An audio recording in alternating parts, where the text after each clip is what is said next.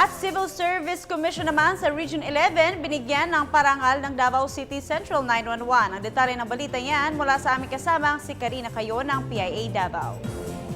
Binigyang pugay ng Civil Service Commission sa Rehiyon 11 ang Davao City Central Communication and Emergency Response Center o Central 911 na ginawaran ng Pag-asa Award matapos maisagawa ang search for outstanding public officials and employees nitong taon. Ang Central 911 ay napabilang sa 11 Pag-asa awardees sa buong bansa, 7 nito ay sa individual na kategorya at 4 ang napabilang sa group category. Ang Pag-asa Award ay ginagawad sa individual o grupo dahil sa kanilang makabuluhang kontribusyon na bunga ng kanilang ideya at kahusayan sa trabaho na direktang nagbigay benepisyo sa higit isang departamento ng gobyerno. Makakatanggap ang Central 911 ng 100,000 piso, ginintuang medalyon at tropeyo bilang gantimpala na ihahandog sa bawat awardee nitong buwan ng Setyembre sa pagdiriwang ng 114 na taong anibersaryo ng Philippine Civil Service. Nakapasok din ang Central 911 bilang semi-finalist sa Presidential Lingkod Bayan Award na matatanggap ng team leader nito na si Marcelino Escalada Jr. at team member na si Emmanuel Haldon dahil sa malaking ambag nila sa interes at kapakanan ng publiko sa seguridad at ng buong bansa. Ang focus natin ngayon ay highlight yung heroism ng mga lingkod bayani. Every public servant is a lingkod bayan.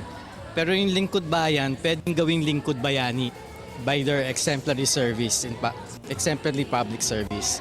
Kasama rin sa binigyang pugay ang Land Bank of the Philippines sa bayan ng Bansalan ng Davao del Sur at Public Attorney's Office ng Mati City ng Davao Oriental na nakakuha ng 2013 CSC Seal of Excellence Award dahil sa matibay na pagsunod nila sa Anti-Red Tape Act na pinangangasiwaan at sinusubaybayan ng civil service.